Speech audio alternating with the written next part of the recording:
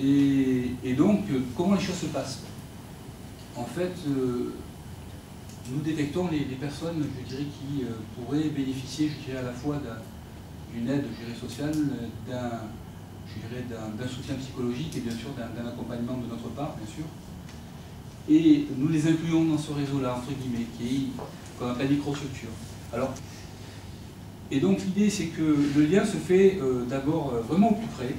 On est dans l'immédiat, c'est-à-dire que moi, quand je suis à la consultation, que je sais que cette personne peut bénéficier d'eux, je dis, je vous inclus parce que vous pouvez bénéficier d'eux. Et donc le débat, c'est pas de dire il faut prendre rendez-vous pour aller machin, etc. C'est déjà compliqué parfois. Et c'est, je dirais, d'un grand bonheur, entre guillemets, hein, vous comprendrez le mot grand bonheur, que de pouvoir dire à ces personnes, on peut vous aider peut-être rapidement. Cette idée d'outil. Hein, on est dans l'autre versant du discours, c'est l'outil, c'est qu'est-ce qu'on fait tout de suite ou rapidement pour que les choses puissent peut-être en tout cas se poser et avancer. Donc je veux dire que, une fois de plus, moi je dirais dans ma pratique, hein, la problématique c'est qu'on est des grands solitaires, toujours. Enfin, du moins on pense qu'on est des grands solitaires. On a ce fantasme-là, mais ce qui est entièrement faux. Et moi je me rends compte qu'au fur et à mesure du temps, c'est vrai que s'épauler, travailler avec d'autres, je pense notamment au centre d'alcoolologie, hein,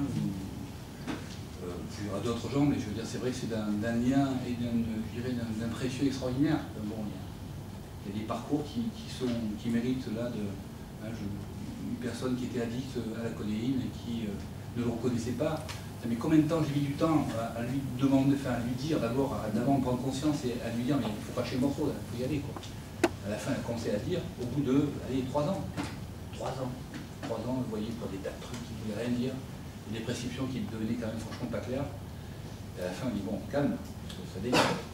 Et donc, effectivement, lorsque j'ai été épaulé, moi, concrètement, par d'autres, le centre d'alcoolologie, pour ne pas le préciser, puisque le centre d'alcoolologie ne s'occupe pas que de l'alcool, mais aussi des addictions.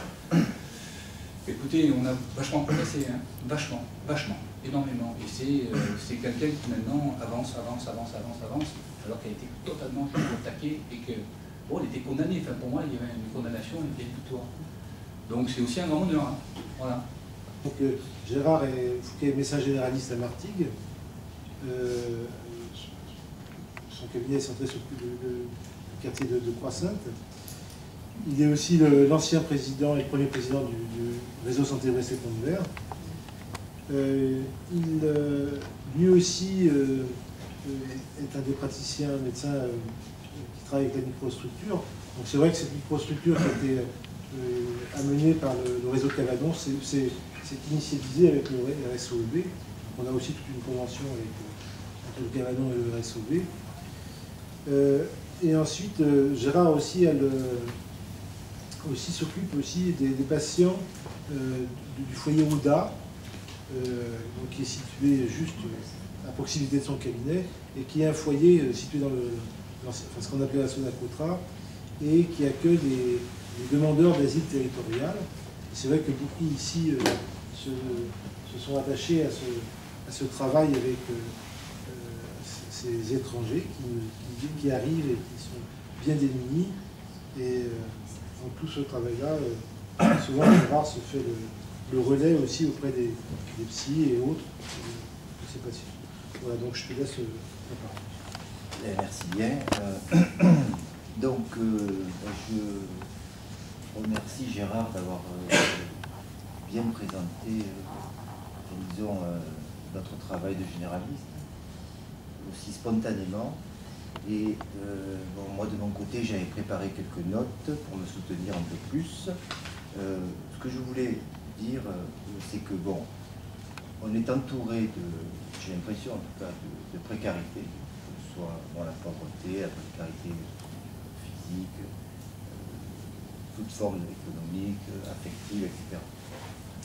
Et à Martigues, en même temps, disons sur l'ouest de l'étang de Berre, je trouve qu'on est assez bien équipé en structures sur lesquelles je m'appuie. Je pense à l'espace santé jeune. Alors, historiquement, on pourrait commencer par le réseau, il y a donc 12 ans, jusqu'en 96, il s'est créé. Et il s'est créé, souvenez-vous, autour de la problématique du sida. Et du sida, ici, c'était surtout avec des patients toxicomanes. Toxicomanes, et surtout l'énorme difficulté, donc j'enchaîne, rencontrée dans la prise en charge des toxicomanes, injecteurs d'héroïne, polytoxicomanes, atteints ou non de sida ou d'hépatite. Toxicomanes de rue, toxicomanes à la rue, toxicomanes en grande précarité et on pourrait dire polyprécarité. Donc pour eux, rappelez-vous ce qu'ils disaient, ils appelaient ça la galère. Et pour nous, professionnels en manque de formation, à ce moment-là, en manque de réel partenariat, à ce moment-là aussi, le désarroi. Donc c'était l'époque des réseaux SIDA, ville-hôpital, et nous, ici, nous avons pris le train en marche, et on a suivi le réseau Est et Tandebert, qui s'était créé quelque temps avant, et des villes de Marignane, de Rognac, etc. Voilà. Et donc, en 2008, donc 12 ans après, le réseau se porte très bien.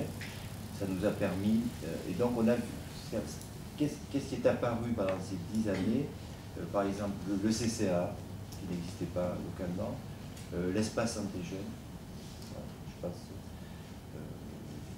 j'en oublie, et plus récemment, et c'était un peu l'objet de mon propos ce soir, une association qui s'appelle Le Midi, qui travaille dans les centres sociaux.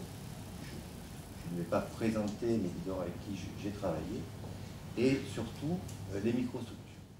Je me permets de donner la parole à mon collègue psychologue qui travaille donc avec moi en microstructure, et avec Gérard Eddy, donc Julien Frendo. Donc je suis psychologue clinicien, j'exerce une activité libérale sur les derniers temps, et je me suis engagé dans des activités associatives sur Martigues, d'une part dans le cadre de l'association de musique, où j'assure plusieurs permanences dans les maisons de quartier, et d'autre part dans le cadre de la microstructure, donc avec le docteur Gérard Eddy. Moi je pense voilà, qu'on n'entend pas ces patients, quand on a une sensibilité à leur histoire, à leur souffrance, on ne les oriente pas vers n'importe qui. Et donc ce n'était pas forcément donné qu'ils puissent, les médecins, orienter leurs patients. Actuellement, c'est pas un hasard si ces réseaux entre l'assistante sociale, le psychologue, le psychanalyste, les médecins émergent. C'est parce qu'effectivement, c'est nécessaire que ces réseaux existent pour que le sujet en question, le patient, puisse avoir un petit peu confiance en l'autre. Et qu'il n'y ait pas qu'une partie, que le médicament, ou que la parole. Ça ne fonctionne plus.